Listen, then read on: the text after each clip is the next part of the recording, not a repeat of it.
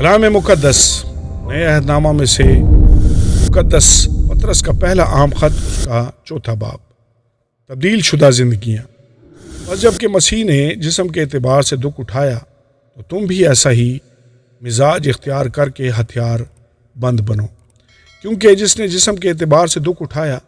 اس نے گناہ سے فراغت پائی، تاکہ آئندہ کو اپنی باقی جسمانی زندگی آدمیوں کی خواہشوں کے مطابق نہ گزارے بلکہ خدا کی مرضی کے مطابق،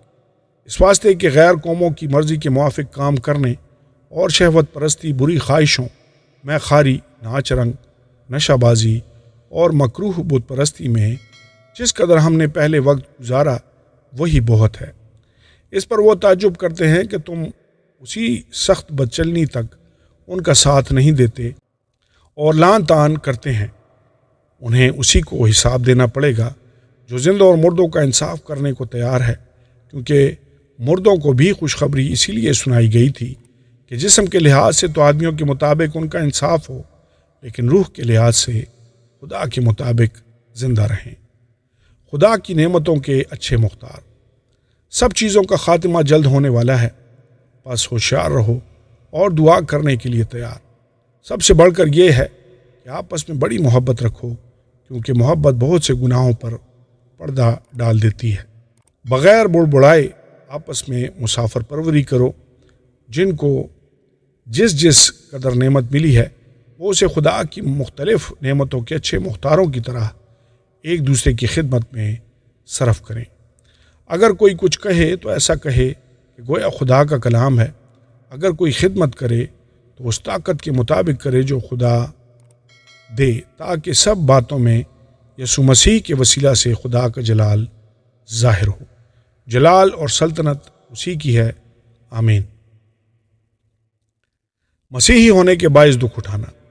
اے پیارو، جو مصیبت کی آگ تمہاری آزمائش کے لیے تم میں بھڑکی ہے، یہ سمجھ کر کہ اس سے تعجب نہ کرو کہ یہ ایک انوکھی بات ہم پر واقع ہوئی ہے، بلکہ مسیح کے دکھوں میں جوں شریک ہو خوشی کرو، تاکہ اس کے جلال کے ظہور کے وقت بھی نہایت خوش و خرم ہو۔ اگر مسیح کے نام کے سبب سے تمہیں ملامت کی جاتی ہے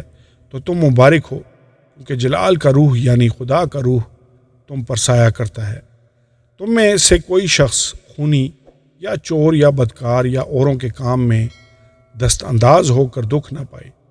لیکن اگر مسیحی ہونے کے باعث کوئی شخص دکھ پائے تو شرمائے نہیں، بلکہ اس نام کے سبب سے خدا کی تمجید کرے، کیونکہ وہ وقت آ پہنچا ہے کہ خدا کے گھر سے عدالت شروع ہوگی، اور جب ہم ہی سے شروع ہوگی تو ان کا کیا انجام ہوگا جو خدا کی خوشخبری کو نہیں مانتے، اور جب راست باز ہی مشکل سے نجات پائے گا تو بے دین اور گناہ گار کا کیا ٹھکانہ۔ بس جو خدا کی مرضی کے موافق دکھ پاتے ہیں وہ نیکی کر کے اپنی جانوں کو وفادار خالق کے سپرد کریں۔ آمین اور آمین۔